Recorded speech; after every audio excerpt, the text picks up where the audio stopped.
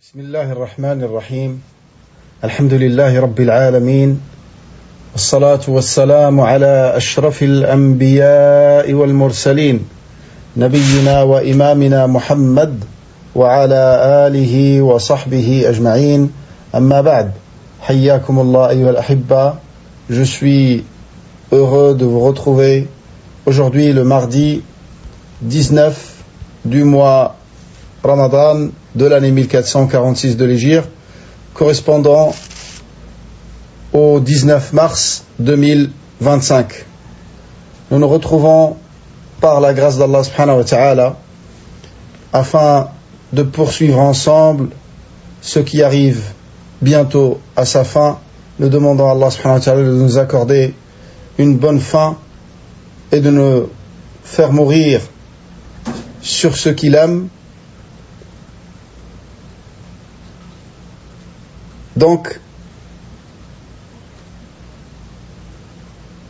on poursuit dans cette série dont l'objectif est d'avoir un minimum de compréhension et de bonne compréhension concernant les noms et les attributs d'Allah subhanahu wa ta'ala. On s'est rendu au nom d'Allah subhanahu wa ta'ala, au nom que l'auteur rahimahullah a cité, qui est Al-Fa'alu lima yurid. Donc Cheikh Abdurrahman Sa'di rahimahullah a cité dans la liste des noms d'Allah subhanahu wa ta'ala Al-Fa'alu lima yurid. Yani, ça se rapproche plus d'un attribut que d'un nom d'Allah subhanahu wa ta'ala. On ne dit pas d'Allah qu'il est le fa'al. Le fa'al, celui qui fait. Celui qui fait. Le fa'al ou lima yurid, celui qui fait ce qu'il veut. Donc le fa'al, c'est pas un nom d'Allah, à l'unanimité. C'est pour ça que le fa'al ou lima yurid, ça sera plus un attribut. Là, il y a des hommes de science qui le considèrent comme un nom d'Allah subhanahu wa ta'ala. Donc nous, ce qui nous intéresse le plus, de toute façon, que ce soit considéré comme un nom ou un attribut, on est censé comprendre sa signification. Et d'autant plus qu'il est cité dans deux passages dans le Coran. Allah Azza wa Jalla dit فَأَمَّا الَّذِينَ شَقُوا فَفِي النَّارِ لَهُمْ فِيهَا زَفِيرٌ وَشَهِيقٌ خَالِدِينَ فِيهَا ما دامت السماوات والأرض إلا ما شاء ربك إن ربك فعال لما يريد. Car ton Seigneur fait certes ce qu'il veut. Allez, dans la traduction de l'ensemble des deux versets, quant aux misérables d'entre eux, ils seront dans le feu où ils auront soupir et sanglots. Là, ils séjourneront pour l'éternité, tant que dureront les cieux et la terre, à moins que ton Seigneur ne le veuille autrement, car ton Seigneur fait certes ce qu'il veut. Et il est cité également dans un autre passage dans Surat al-Buruj. Fa'al lima yurid. Dhul Arsh al-Majid, Fa'al lima yurid, qui fait toujours ce qu'il veut. Subhanahu wa ta'ala. Donc l'auteur a dit par rapport à ce nom ou cet attribut, il a dit وَهَذَا مِنْ كَمَالِ قُوَّتِهِ وَنُفُوذِ مَشِيئَتِهِ وَقُدْرَتِهِ أَنَّ كُلَّ أَمْرٍ يُرِيدُهُ يَفْعَلُهُ بِلَا مُمَانِعٍ وَلَا مُعَارِضٍ. Donc cet attribut indique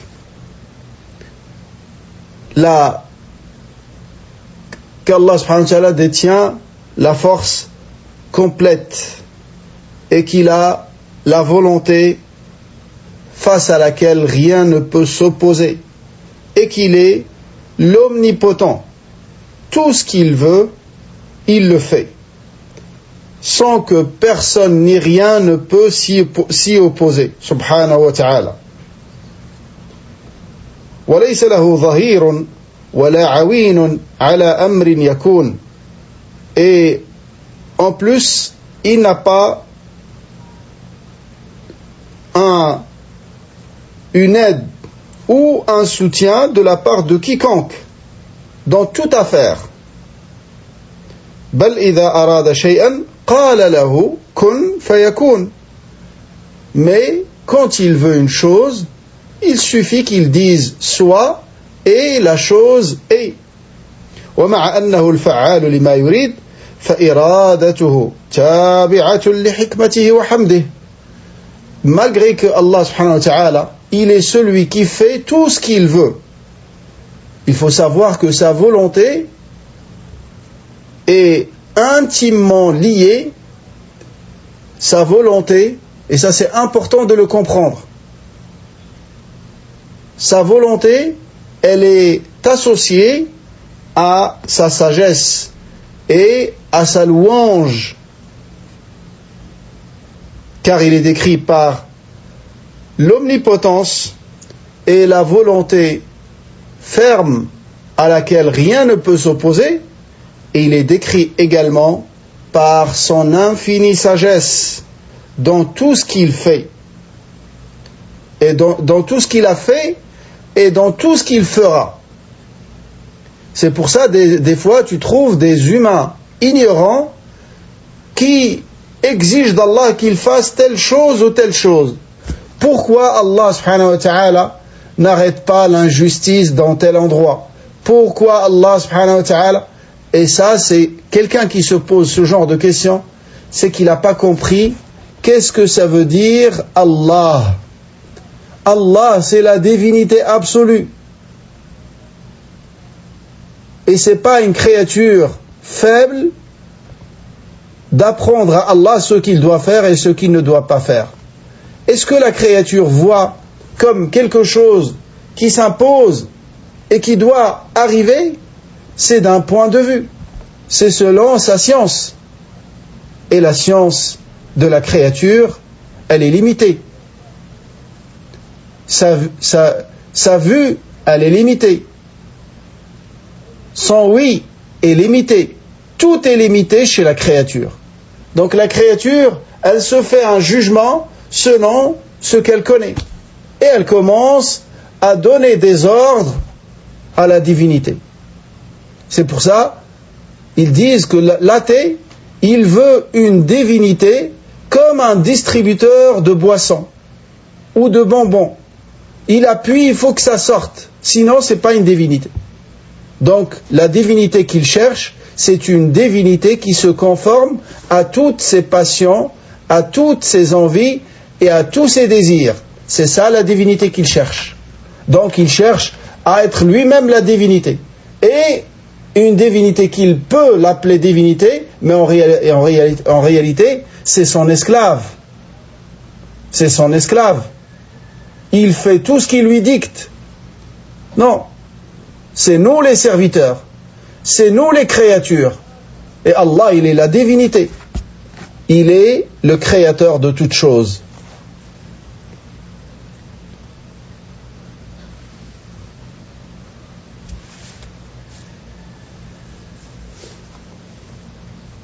Et subhanallah, les athées, moi en tout cas de par mon expérience, je n'ai jamais vu quelqu'un qui parle autant de la religion et surtout de l'islam. Bien évidemment, tous, le problème qu'ils ont, c'est pas le christianisme, c'est pas le judaïsme, c'est l'islam. L'athée, il tolère facilement le christianisme, il tolère facilement le judaïsme, ou là au moins il fait l'hypocrite. Il n'ose pas critiquer le judaïsme. Direct est mis en prison. Lakin, il critique l'islam, il s'acharne sur la critique de l'islam. Et il ne sait pas, cet ignorant, que peut-être par sa cause, Allah il va ramener ceux qui veulent vraiment la vérité, il va les ramener vers la vérité. Et Allah il va égarer ceux qui sont voués à l'égarement. Donc j'ai dit, je ne connais pas des gens qui parlent autant de l'islam comme les athées. Yani, c'est presque impossible de leur trouver un sujet qu'ils abordent. Yani, à l'exception de l'islam. Et ça, si ça indique quelque chose, ça indique que c'est des gens qui sont perturbés, qui n'arrivent pas à trouver l'instabilité. Il a toujours besoin en permanence de se rassurer qu'il est sur une vérité et que le musulman, il est dans l'égarement. Il a toujours besoin de se rassurer. Regardez le croyant, et surtout quand vous voyez les hommes de science, là, les croyants, c'est des degrés. Vous trouvez qu'ils sont dans une sérénité, dans un apaisement. Il est en accord avec toute chose autour de lui, à commencer par sa propre personne, à commencer par son âme, à commencer par son propre corps. Le soumis à Allah, qui est le musulman, il est en accord avec toute chose autour de lui. L'athée, il est en contradiction avec tout. Pourquoi il a des objectifs? Pourquoi il réfléchit? Pourquoi il a des sentiments? Pourquoi il a des valeurs en lui? C'est dans son disque dur, entre parenthèses, si on peut le dire comme ça, pour rapprocher le sens. C'est des choses en lui, il ne les a jamais développées. C'est inné. Pourquoi il a tout ça? Ça, c'est les questions qui le torturent toute sa vie. Il fait tout pour oublier ces questions fondamentales, ces questions basiques que se pose toute créature. Et c'est pour ça, vous voyez la haine quand ils parlent de la religion, c'est pas quelqu'un, ils essayent bien évidemment de tromper les gens et de faire ceux qui sont calmes et qui sont posés, et ils essaient au maximum de garder le sourire, lakin ils sont, dans 10 minutes, il sera trahi au moins une dizaine de fois. Parce qu'il y a dans son cœur. Il essaye de cacher la haine qu'il a dans son cœur, lakin il sera trahi, et ça se manifeste sur son apparence. قد بدت البغضاء من أفواههم وما تخفي صدورهم أكبر. Allahu Akbar. Regardez comment le Coran il est décrit. Allah Azza wa Jalla dit, la haine et l'animosité est apparente. قد بدت البغضاء من أفواههم. De leur bouche et de ce qu'ils disent, tu vois leur haine. Et ce que cache leur cœur, ce que renferme leur cœur est encore beaucoup plus grand. Est encore beaucoup plus grand.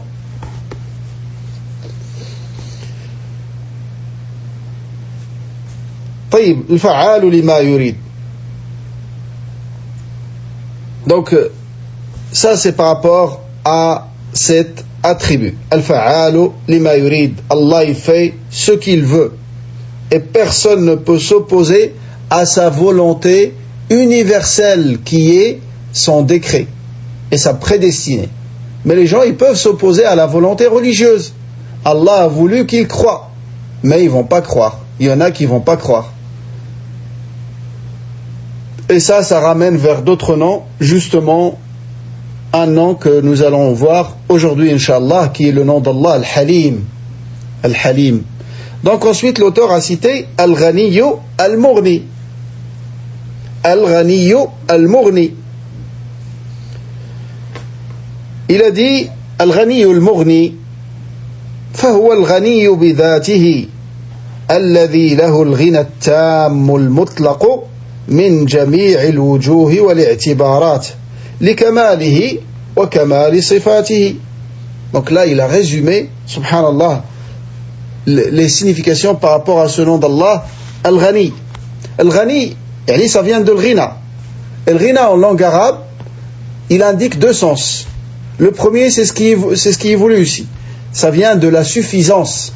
C'est pour ça le ghani, nous disons, c'est celui qui se suffit à lui-même.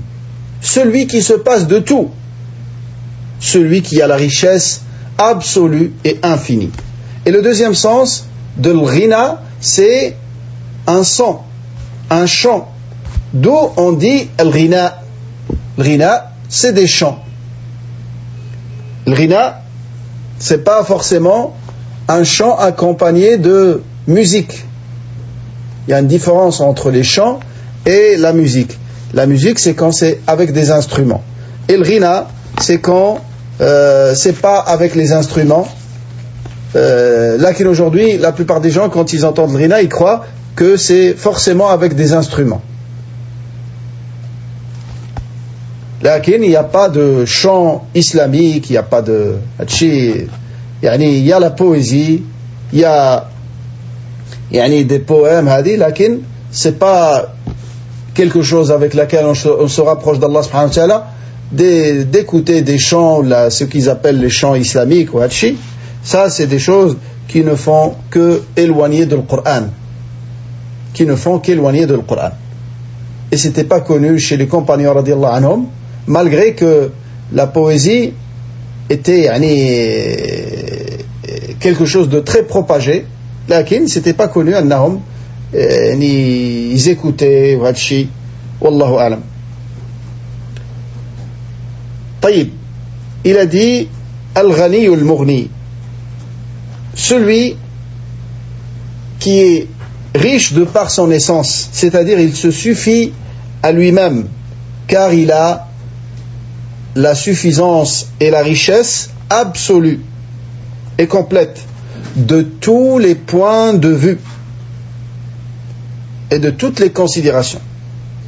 لِكَمَالِهِ وَكَمَالِ صِفَاتِهِ لِكَمَالِهِ وَكَمَالِ صِفَاتِهِ. Donc il est le riche par excellence, il est celui qui se suffit à lui-même et qui se passe de tout à cause de sa perfection et de la perfection de ses attributs. C'est pour cela il ne peut être touché par aucun manquement ni diminution d'aucun point de vue. Il ne peut qu'être le riche par excellence, celui qui se suffit à lui-même, car sa richesse et sa suffisance fait partie des caractéristiques propres à son essence. Allah, il est le riche par excellence de par son essence. C'est une caractéristique de son essence.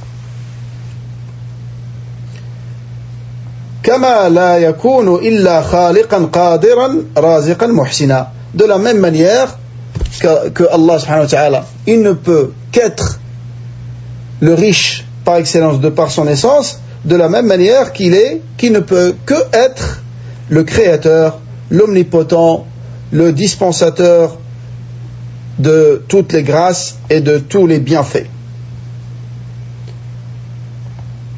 فلا يحتاج إلى أحد بوجه من الوجوه. C'est pour ça il n'a besoin de personne, d'aucun point de vue. Il est celui qui se passe de tout. فهو الغني الذي بيده خزائن السماوات والأرض وخزائن الدنيا والآخرة. Il est le riche entre les mains duquel se trouvent les trésors et les richesses des cieux et de la terre, et les trésors et les richesses du bas monde et de l'au-delà. Aussi, il est le Mourni. Al-Mourni, ça c'est le deuxième nom qu'il a cité. Al-Ghani ou Al-Mourni. Al-Mourni, il y a des savants qui l'ont considéré comme un nom d'Allah subhanahu wa ta'ala. Al-Mourni. Malgré que Al-Mourni, il n'est pas cité dans le Coran ni dans la Sunna authentique comme un nom. Il est cité comme un verbe. C'est pour ça qu'on peut déduire un attribut et non pas un nom. Malgré cela, il y a des savants comme le Khattabi, comme le Qurtubi qui l'ont considéré comme un nom d'Allah subhanahu wa ta'ala, également Cheikh Sa'di parmi ceux qui l'ont considéré comme un nom d'Allah subhanahu wa ta'ala. Wallahu alam, ce qui est juste, c'est que ce n'est pas un nom d'Allah. Le nom d'Allah, il faut qu'il soit cité explicitement comme un nom. On ne déduit pas d'un verbe un nom, mais on déduit un attribut. On déduit un attribut. Dans le verset حتى يغنيهم الله حتى يغني وليستعفف الذين نعم dans le verset وليستعفف الذين لا يجدون نكاحا حتى يغنيهم الله من فضله, dans le sens approximatif, que que ceux qui n'ont pas les moyens de se marier, qu'ils restent chastes, l'iffa, la chasteté, qu'ils restent chastes jusqu'à ce que Allah les enrichisse de ses faveurs. Donc Allah, il est Al-Mughni, c'est son attribut, celui qui enrichit, celui qui enrichit. Donc il est le riche par excellence de par son essence, il est le riche de par ses actes. Il enrichit qui il veut parmi ses serviteurs selon ce que implique sa sagesse et sa science. Subhanahu wa ta'ala. Al-Mughni jami'a khalqihi ghinan 'amman, donc celui qui a enrichi tous ses serviteurs, toutes ses créatures d'une manière générale. Wal-Mughni li khawas khalqihi bima afada ala qulubihim min al-ma'arif ar-rabbaniyah wal haqa'iq al-imaniyah. Donc vous comprenez yani, les règles globales dans ce nom, l'anna c'est à peu près les mêmes qui se répètent. Également, Allah, il est celui qui enrichit ses serviteurs. Et ça, c'est un nom général. Il a enrichi tous ses serviteurs, toutes ses créatures. Il les a enrichis d'une manière générale. C'est-à-dire, il leur a donné la subsistance, il leur a donné le rizq, il leur a donné des toits, des maisons, des voitures, la nourriture, et ainsi de suite. Parmi les choses dont ils ont besoin pour la continuité de leur vie. Il a veillé sur eux de cette manière, il les a enrichis, tous. À chacun, il donne ce qui lui convient, subhanahu wa ta'ala. Mais celui qui a enrichi d'une manière particulière ses alliés et ses serviteurs qu'il adore sans rien lui associer, avec tout ce qu'il leur a accordé comme savoir et comme connaissance de leur Seigneur et comme degré de foi avec lesquels il a rempli leur cœur et sagesse et ainsi de suite. Donc les bienfaits, il les a enrichis avec les bienfaits mondains et il les a enrichis, ça c'est valable pour tout le monde, même le kafir. Même le kafir, Allah l'a enrichi par ses bienfaits mondains. Et subhanallah, subhanallah, comment Allah Azza wa Jal est indulgent, halim, halim, halim. Personne n'a le hilm qu'à Allah subhanahu wa ta'ala. Personne n'a le hilm qu'Allah subhanahu wa ta'ala. Il mécroit en lui, il l'insulte, il l'injure, il le défie, il se moque de lui, il se moque d'Allah subhanahu wa ta'ala. Et ils font des blagues et ils disent s'il est capable qu'il fasse. Et subhanallah, Allah il entend tout ça, il voit tout ça. Et vous savez qui est Allah? J'ai entendu un ignorant qui appelle à l'athéisme, et cet ignorant, il ne comprenait pas comment le ciel était un toit. Il y a des ambiguïtés qu'il ramène. Vous imaginez quelqu'un, il veut sortir les erreurs de l'Coran, il ne sait pas lire la langue arabe. Donc il se base sur une traduction. Alhamdulillah que les gens ont compris que le Coran, ça ne se traduit pas. On peut donner un rapprochement du sens, mais tu perds toute la rhétorique, tu perds tous les styles linguistiques excellents avec lesquels Allah a défié les Arabes, qui étaient les maîtres en la matière, qui étaient les maîtres de la langue arabe. Et vous imaginez les Arabes, malgré tous les défis qui leur ont été lancés par Allah subhanahu wa ta'ala, ils n'ont jamais réussi à relever ce défi. Et un ignorant, il ne comprend même pas la langue arabe. Wallah, il ne comprend pas la langue arabe, il ne sait pas lire une phrase. C'est pas il ne comprend pas, il ne sait pas lire une phrase. Et il prétend qu'il va sortir. Bien évidemment, il est allé piocher tout ça sur Internet. il est allé piocher tout ça sur Internet, il rabâche les mêmes choses qui ont été dites il y a une centaine d'années par les orientalistes. Il regroupe tout ça et il fait un livre, et voilà un travail monumental qui a été réalisé pour la première fois. Il est invité de partout. Wallah al-musta'an. Pour voir cette machine de la mécréance et de la propagation de la mécréance et de l'égarement. Donc il ne comprenait pas comment le ciel était un toit. Et il s'imaginait les couches atmosphériques, ou après le ciel pour lui c'est l'espace. Mais tout l'univers, il est encore en dessous du ciel. Et tout l'univers est comme un grain de sable dans un désert extrêmement vaste.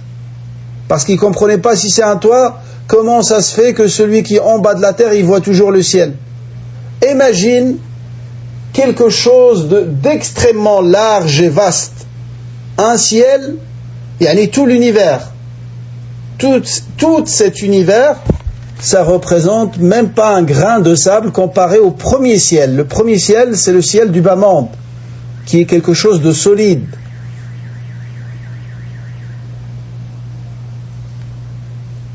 Et qui est épais de la marche de 500 ans. 500 ans de marche, son épaisseur, au premier ciel. Tout cet univers, lui, il croit que le ciel, c'est l'espace. Et il dit, comment ça se fait? On voit de la terre, partout où qu'on soit, on voit toujours l'espace, donc comment ça peut être un toit? C'est un toit, malgré toi. Imagine quelque chose d'extrêmement petit, et bien évidemment, tu vois tout, partout que tu sois.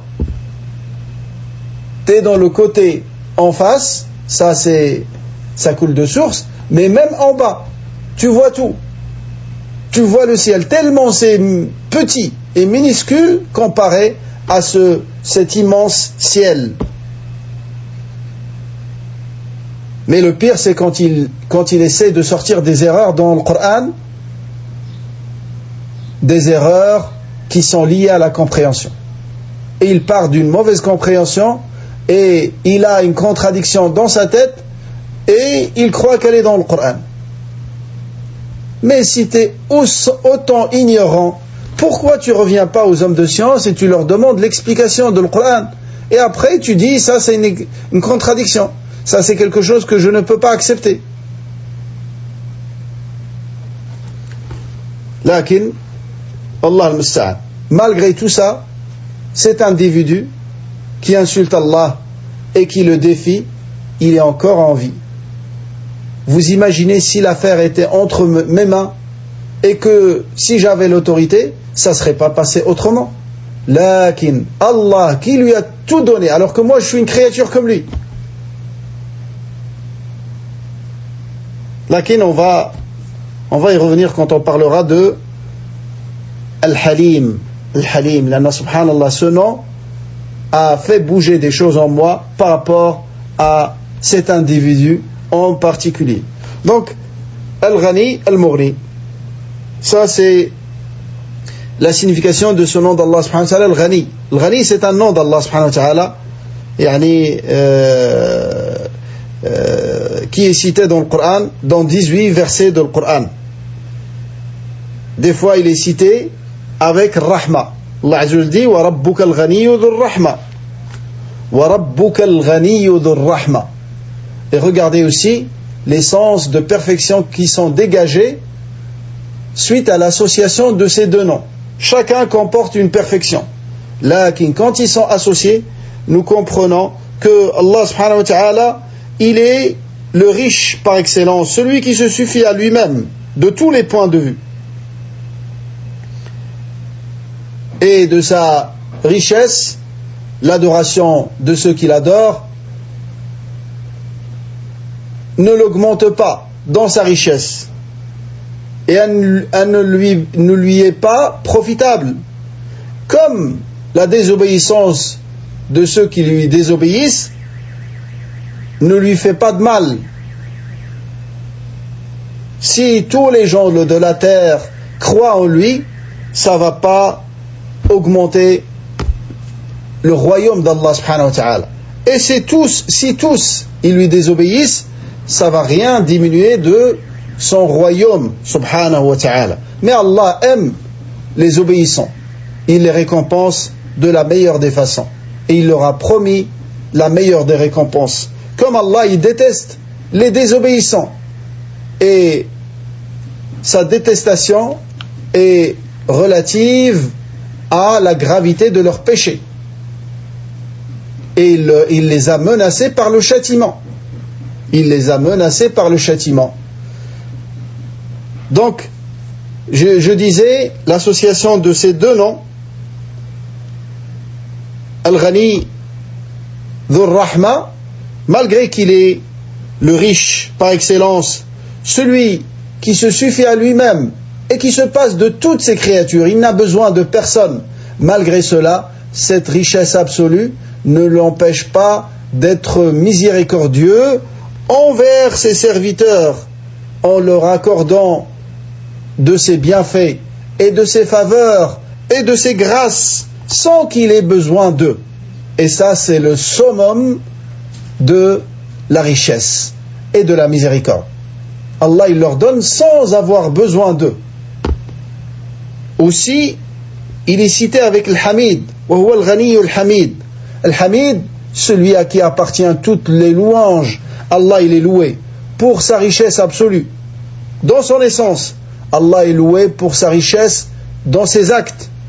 Subhanahu wa ta'ala. Car il enrichit qui il veut. Et dans son essence, c'est lui le riche. Et dans ses actes, il enrichit qui il veut parmi ses serviteurs selon ce que implique sa sagesse et sa science. Donc il est riche en lui-même, il enrichit qui il veut de ses serviteurs et il est loué pour toutes ces choses-là. Il est loué dans toutes ces choses qui ont été citées. Et ça aussi, c'est le summum de la perfection dans la richesse. C'est qu'il soit loué dans toutes ces choses qui ont été citées. Subhanahu wa ta'ala. Car tu trouves des riches, mais qui ne sont pas loués dans toutes les situations. Il est riche, mais il est avare. Il donne. Il est riche et se suffit à lui-même, mais n'aide pas les autres. Et ainsi de suite. Et donc celui qui connaît ce nom d'Allah subhanahu wa ta'ala, le riche, celui qui enrichit qui il veut de ses serviteurs subhanahu wa ta'ala, et que ses sens s'installent bien dans son cœur, il n'y a pas de doute qu'il va se diriger vers le riche par excellence, Allah subhanahu wa ta'ala. Il va se passer de toutes les autres créatures. Il va se passer de toutes les autres créatures, et ça c'est le summum de la puissance et de la force et de la fierté pour le croyant. C'est le summum pour le croyant, car c'est ça la richesse en toute vérité. C'est ça la réelle richesse dans le bas monde et dans l'au-delà, et aussi la richesse qui va perdurer avec le croyant à l'éternité. C'est seulement cette richesse qui perdurera. Toutes les richesses mondaines prendront fin avec la sortie de l'âme du corps. Quand l'âme quitte le corps, toutes tes richesses mondaines ne t'appartiennent plus. Ton épouse, elle se remarie. Ta fortune, elle est répartie entre les héritiers. Et ça, si tu meurs dans un pays d'islam, qu'Allah te le facilite. Mais si tu meurs en France, elle est répartie en deux déjà entre l'État et tes héritiers. Là, alhamdoulilah, dans les pays de l'islam, toute la richesse revient aux héritiers et elle est partagée jusqu'à aujourd'hui, alhamdoulilah, conformément à la législation d'Allah subhanahu wa ta'ala.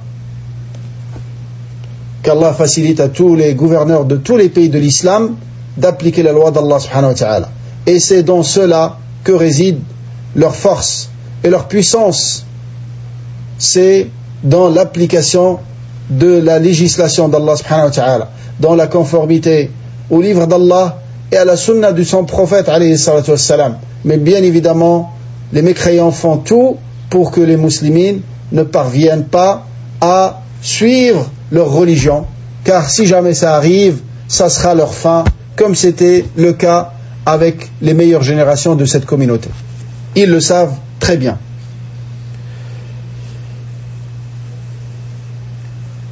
Et dans le hadith, il est rapporté: Yabna Adam, tafarragh li'ibadati, amla sadraka ghinan wa asudda faqrak. Donc, un hadith qui a été authentifié par Cheikh Al-Albani, le Nabi sallallahu alayhi wa sallam dit: ô fils de Adam, libère-toi pour mon adoration. Je remplirai ta poitrine avec la richesse et je comblerai tes besoins. Et je comblerai tes besoins. Yani, celui qui se libère pour l'adoration d'Allah subhanahu wa ta'ala, ça c'est pas une incitation à délaisser les causes autorisées et à chercher à gagner de quoi subvenir à soi-même et à ceux qu'on a à charge. Lakin, et des moments où tu te libères pour l'adoration d'Allah subhanahu wa ta'ala.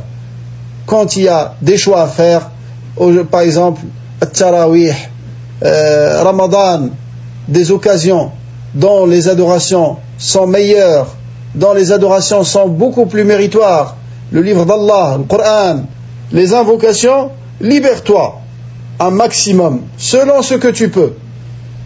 Et quand tu es libéré pour l'adoration d'Allah, alors reste uniquement dans l'adoration d'Allah. Ne va pas ailleurs avec ton cœur.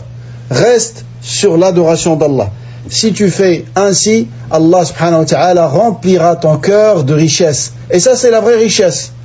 La vraie richesse, c'est pas la richesse des poches, ni des comptes en banque. La vraie richesse, c'est la richesse du cœur.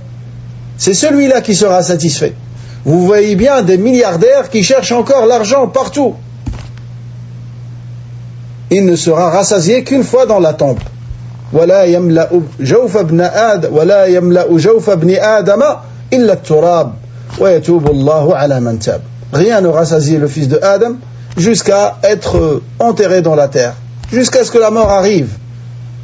S'il a une rivière en or, il demandera une deuxième. S'il a une deuxième, il demandera une troisième. C'est comme ça le fils de Adam, sauf celui à qui Allah a donné al-qana'a, la suffisance. Ce trésor inépuisable, al-qana'a, se contenter de ce que Allah t'a donné et vivre avec ce que Allah t'a permis et te concentrer à l'essentiel dans ton existence. Allah ne t'a pas créé pour travailler. Travailler, c'est censé t'aider dans ton adoration d'Allah subhanahu wa ta'ala. Lakin, on comprend et on entend bien qu'on est à une époque où shayatin parmi les hommes et les djinns ont tout fait pour que tu n'y arrives pas. Tu te trouves coincé dans des sociétés où tu as du travail de 8h à midi, de 2h à 6h. Ils t'épuisent, ils prennent toute ton énergie. Mais celui qui arrive à trouver d'autres alternatives, il faut vraiment déployer les gros moyens pour y arriver. Et Allah il facilite à celui qui est déterminé, qui est sincère et qui fait vraiment les causes. Allah il lui donne des possibilités. Et vous voyez bien autour de vous des gens qui vivent comme vous vivez. Et peut-être mieux que certains d'entre nous. Allah leur a donné des facilités qui les aident dans leur religion, tout en faisant en étant capable de subvenir par la grâce d'Allah à leurs besoins. Alhamdulillah.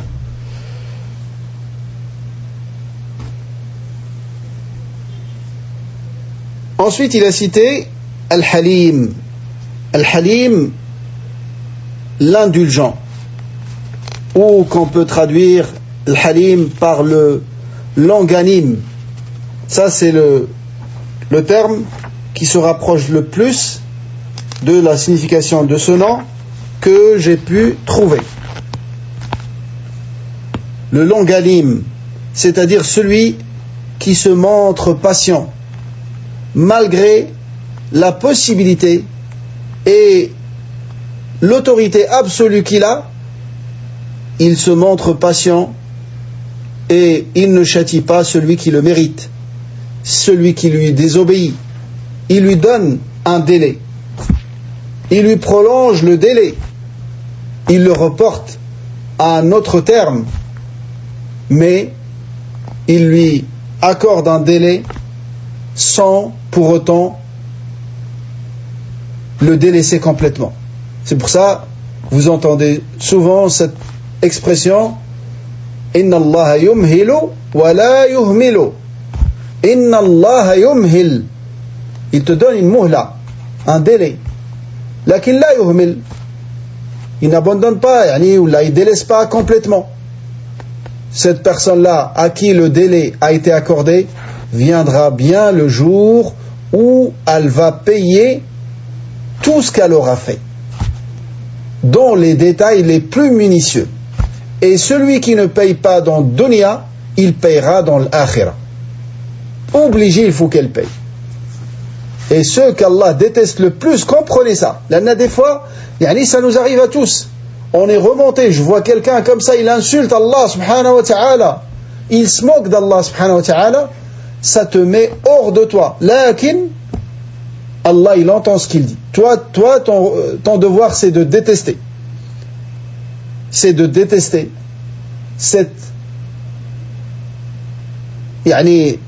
les égarements qu'il dit. Mais rassure-toi que Allah subhanahu wa ta'ala, quand il le saisira, il va payer toute chose qu'il a fait et qu'il a dit de mal vis-à-vis d'Allah subhanahu wa ta'ala et vis-à-vis de sa religion et de son prophète.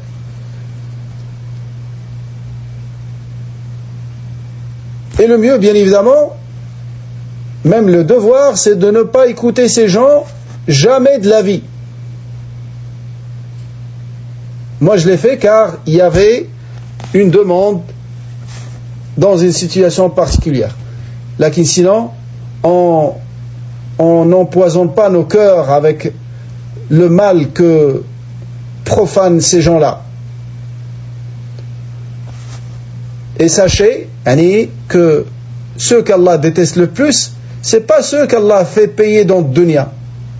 C'est pour ça que vous voyez que les plus grands tyrans et les plus grands injustes et les plus grands égarés, en général, ils ne payent pas dans le dunya. Ça, c'est ceux qu'Allah déteste le plus. Ceux qu'Allah aime parmi ses serviteurs, il les fait payer dans le dunya. Car le châtiment de l'akhira est beaucoup plus douloureux et beaucoup plus dur que celui de dunya. Lakin nous, on veut voir, Allah il le fait payer. T'inquiète pas, Allah il le fera payer s'il ne se repent pas. Et s'il se repent, c'est là où se manifeste une fois de plus ce nom d'Allah, Al-Halim. Donc Al-Halim, l'auteur rahimahullah dit Al-Halimu alladhi yadurru ala khalqihi an-ni'am al-zahirata wal-batina. Al-Halim, c'est celui qui comble ses serviteurs de ses bienfaits apparents comme cachés, malgré leurs péchés et désobéissances et le grand nombre de leurs erreurs. فَيَحْلُمُ عَنْ مُقَابَلَةِ الْعِصْيَانِ بِعِصْيَانِهِمْ. Donc, il est indulgent de contrer leur désobéissance avec le châtiment. وَيَسْتَعْتِبُهُمْ كَيْ يَتُوبُوا. Même il leur donne la possibilité de se repentir. Il leur donne le délai afin qu'ils reviennent et qu'ils se repentent. وَيُمْهِلُهُمْ كَيْ يُثِيبُوا يثيبوا أو يثوبوا. Ce que je connais يثوبوا, لكن ici c'est marqué كي يثيبوا. أثاب يثيب. نعم عفوا كي يثيبوا, c'est ça qui est juste. كي يثيبوا, le verbe أثاب. أثاب, ça signifie رجع من الإثابة. أثاب يثيب رجع يرجع. Donc pour qu'ils reviennent, il leur accorde ce délai pour qu'ils reviennent. Donc ça c'est parmi les significations du nom d'Allah subhanahu wa ta'ala, Al-Halim. Al-Halim, comme l'indique l'étymologie de ce mot, al-halim, ça vient de halam, halama. Halama, c'est, comme Ibn Faris dit, ça revient à 3 sens dans la langue arabe. Nous, ce qui nous intéresse, c'est le délaissement de la précipitation et du hâtement. C'est de ne pas se précipiter.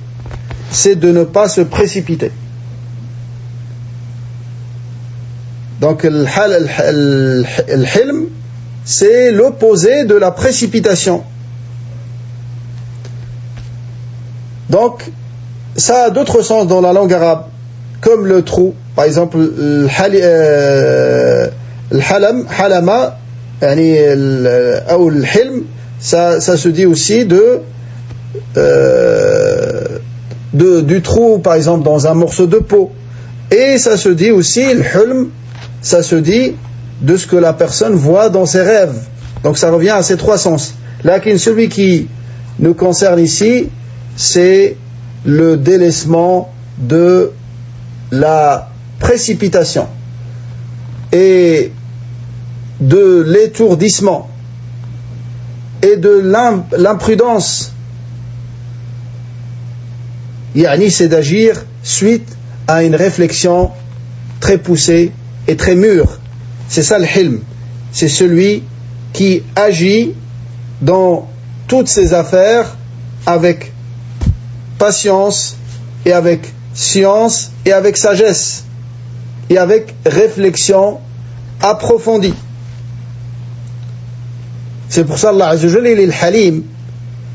Ça ne le provoque pas l'ignorance des ignares et la désobéissance des désobéissants, malgré son omnipotence et malgré sa toute puissance et sa capacité de venger et de châtier et de punir. Allah subhanahu wa ta'ala, son indulgence, son hilm, il englobe les gens de la mécréance, les gens des péchés et de la déviance, les dépravés, tous, ils sont englobés par son hilm. C'est pour ça, il ne les punit pas, il précipite pas pour eux le châtiment suite à leurs actes de désobéissance ou de mécréance ou d'injure ou de moquerie vis-à-vis de lui, ou là de leur négligence vis-à-vis de sa religion. Mais il leur accorde un délai. Sans pour autant les délaisser complètement. Yumhilu wa la yuhmil. Allah subhanahu wa ta'ala, de la largesse de son indulgence, subhanahu wa ta'ala, c'est que le pécheur, quand il fait le péché et qu'il se repente de son péché, il devient auprès d'Allah subhanahu wa ta'ala comme celui qui n'a jamais fait le péché. Et même, il peut devenir meilleur. Et ses péchés seront convertis en des hasanat, en des bonnes actions. Subhanahu wa ta'ala.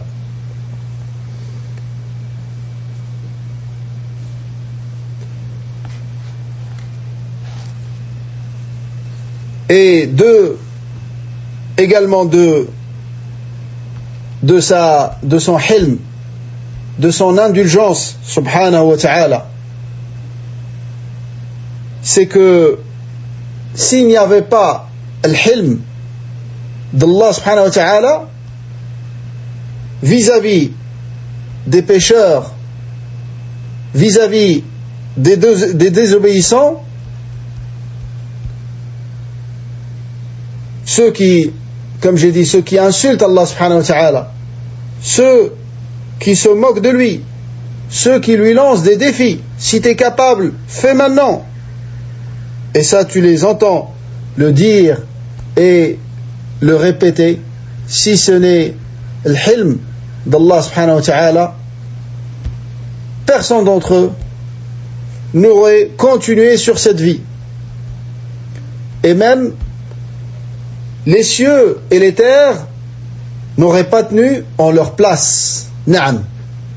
Même les cieux et les terres n'auraient pas tenu en leur place à cause de la gravité de ce que profanent ces criminels vis-à-vis d'Allah subhanahu wa ta'ala. Toi, rappelle-toi, quand t'entends quelqu'un dire un grand mal et attribuer une chose gravissime à Allah subhanahu wa ta'ala, regarde qu'est-ce que ça te fait, toi, créature d'Allah subhanahu wa ta'ala. Et il faut que tu te rappelles que les cieux et les terres, ce sont aussi des créatures d'Allah subhanahu wa ta'ala. Ce sont aussi des créatures d'Allah subhanahu wa ta'ala. Quand ils entendent ces choses graves disent à l'encontre de leur Seigneur, ils sont pris par plus que ce que toi ça t'arrive. C'est pour ça Allah, écoutez ce qu'il dit dans ce verset. Il dit: Inna Allah yumsiku as-samawati wal arda an tazula. Et subhanallah, le criminel, je l'ai entendu citer ce verset comme une contradiction dans le Coran. Comment Allah il tient les cieux et les terres pour qu'ils tombent pas.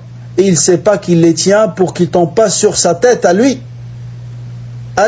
et à ses semblables à cause de son indulgence. Il dit Azza wa Jal: Inna Allah yumsiku as-samawati wal arda an tazula wa la in zalata in amsakahuma min ahadin min ba'dihi innahu kana haliman ghafura. Allah retient les cieux et la terre qu'ils ne s'écroulent, mais s'il arrivait qu'ils s'écroulaient, nul autre après lui ne saurait les retenir. Il est absoluteur et si longanime, à cause de sa longanimité, de son hilm, de son indulgence, que ces créatures, que le ciel ne tombe pas sur la tête de ce criminel quand il dit ces choses graves vis-à-vis d'Allah subhanahu wa ta'ala. Et à cause de son indulgence, que la terre ne l'avale pas quand il dit ça. À cause de l'hilm d'Allah Azza wa Jal. Car la terre, elle déteste qu'une créature comme ça marche sur sa surface. C'est une créature d'Allah subhanahu wa ta'ala. Et les cieux également. Et tu vas trouver que malgré toute la guerre qu'il mène contre Allah subhanahu wa ta'ala, et contre sa religion, et contre ses alliés, qu'est-ce qu'il trouve en contrepartie? Il trouve l'indulgence d'Allah subhanahu wa ta'ala. Il leur accorde la subsistance, il leur accorde la nourriture, il leur accorde l'air qu'ils respirent, il leur accorde la santé, et il leur laisse un délai pour qu'ils se repentent et qu'ils reviennent à lui. Et si jamais ils reviennent, Allah subhanahu wa ta'ala effacera tout. Et ça sera comme s'ils avaient rien fait de mal. Subhanallah. Et ça me fait penser à l'hadith dans l'authentique de l'imam Muslim. Le Nabi alayhi salam a dit: Yadhaku Allahu ila rajulayn yaqtulu ahaduhuma al-akhar kilahuma yadkhulu al-jannah. قالوا كيف يا رسول الله؟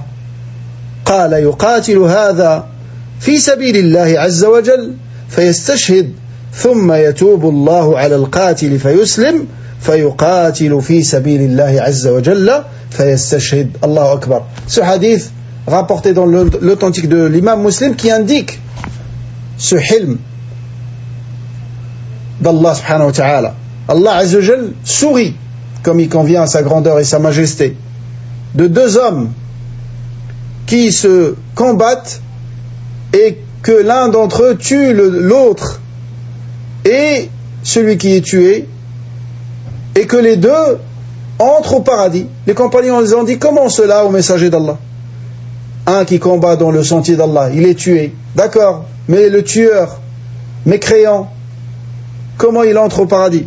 Il a dit: celui qui a combattu dans le sentier d'Allah, il a été tué, il est tombé en martyr, il entrera au paradis. Et le deuxième, Allah lui accorde le repentir par la suite. Et il combattra dans le sentier d'Allah, il sera tué dans le sentier d'Allah, il entrera au paradis. Et Nabi alayhi salam a dit également dans l'authentique de l'imam Muslim: Ma ahadun asbara على أذن يسمعه. Il n'y a pas quelqu'un qui est aussi patient, aussi indulgent comme Allah par rapport à un mal qu'il entend. Par rapport à un mal qu'il entend. Il peut entendre un mal duquel s'écroulent les cieux et les terres. Et Allah, il est patient. Subhanahu wa ta'ala.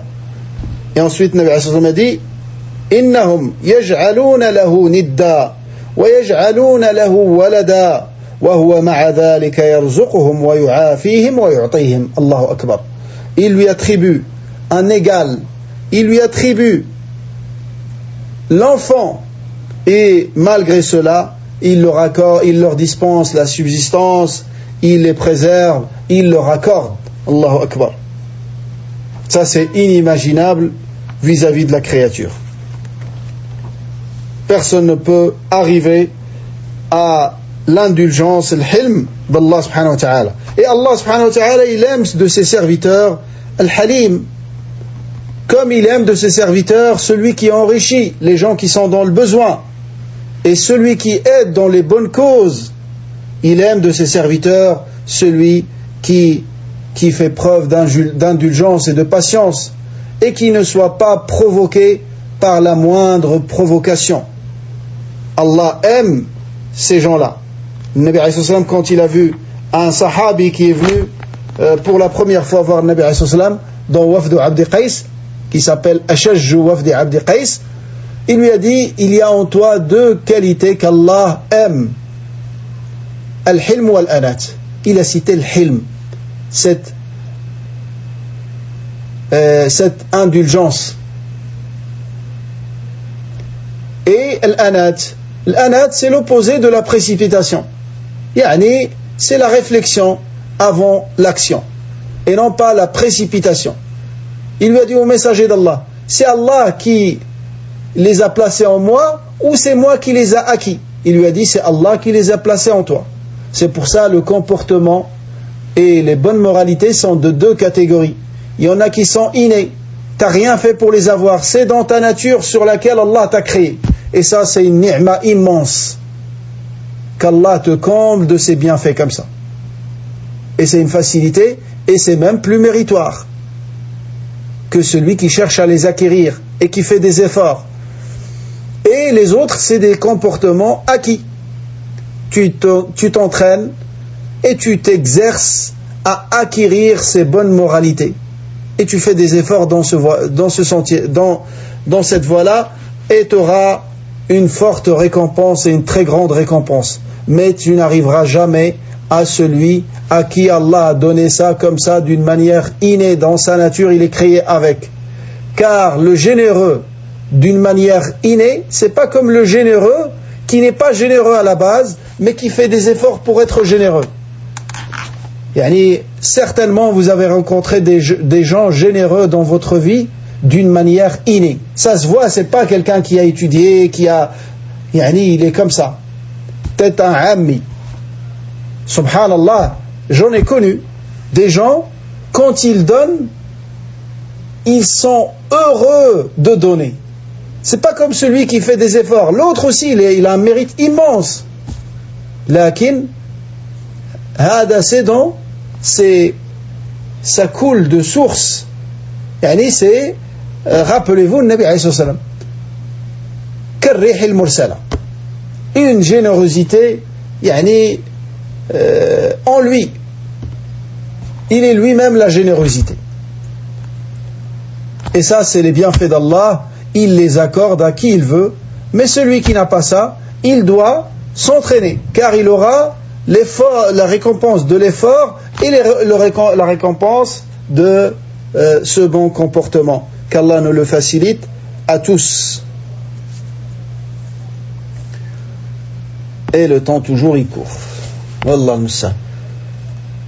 Peut-être qu'on va faire Shakir wa Shakur. Le dernier cours c'est demain, Inch'Allah. On va faire Shakir wa Shakur. Donc ensuite l'auteur rahimahullah a cité Shakir wa Shakur. Shakir, c'est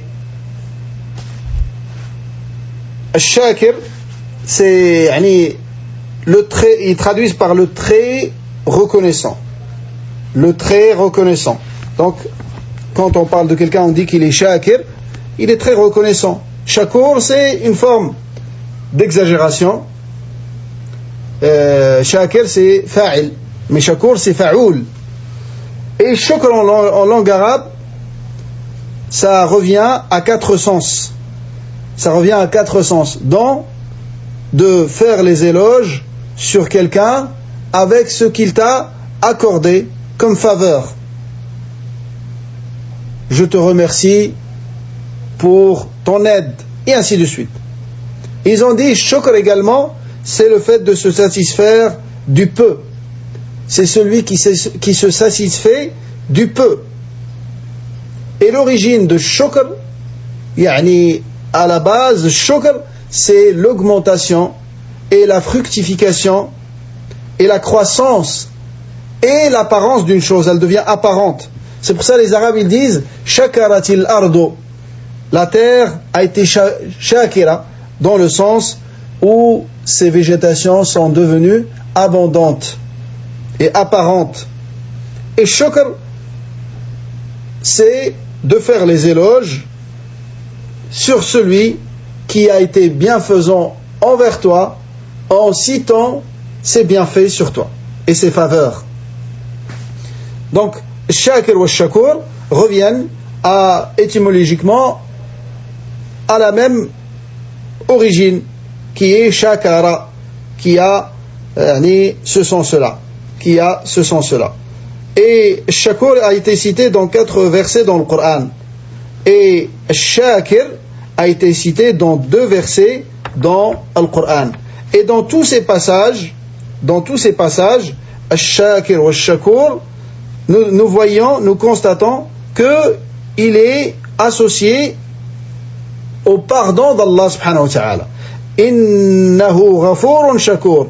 Inna rabbana la ghafurun shakur. Inna Allah ghafurun shakur. Wa yaghfiru lakum wallahu shakurun halim. Fa inna Allah shakirun alim. Et ainsi de suite. Donc, shakur, c'est toujours cité avec la miséricorde d'Allah subhanahu wa ta'ala. Et ça, c'est pour indiquer un sens très très important. C'est que Allah subhanahu wa ta'ala, il est le très reconnaissant, il rétribue, il récompense les adorateurs pour leurs adorations. Et il leur donne plus que ce qu'ils méritent comme récompense. Et il les augmente dans leurs récompenses et il multiplie leurs récompenses de par cette shukr, de par cet attribut d'Allah subhanahu wa ta'ala qui est ash-shakur et ash-shakir. Et ash-shakur, c'est celui auprès duquel les œuvres des serviteurs ne seront jamais perdues. Mais au contraire, ils seront récompensés beaucoup plus que ce qu'ils méritent. Beaucoup plus que ce qu'ils méritent. Il accepte le peu d'actes et il accorde la récompense immense et grande. Il récompense la récompense immense. Et pourquoi cette association entre les deux noms? Car Allah subhanahu wa ta'ala, de la même manière qu'il rétribue, qu'il récompense sur une petite action qui peut paraître insignifiante de bien, une petite bonne action qui peut paraître insignifiante, il accorde des très grandes récompenses. De la même manière, rien n'est trop grand pour Allah pour être pardonné comme péché. Allah, il pardonne tous les péchés, même les plus graves, même la mécréance, même l'associationnisme, même les insultes à son égard ou à l'égard de sa religion, de son prophète. Allah subhanahu wa ta'ala, il pardonne tout. Donc, de la même manière que tu ne dois jamais désespérer de la miséricorde d'Allah, également, tu ne dois rien négliger comme acte de bien, même si c'est une toute petite action.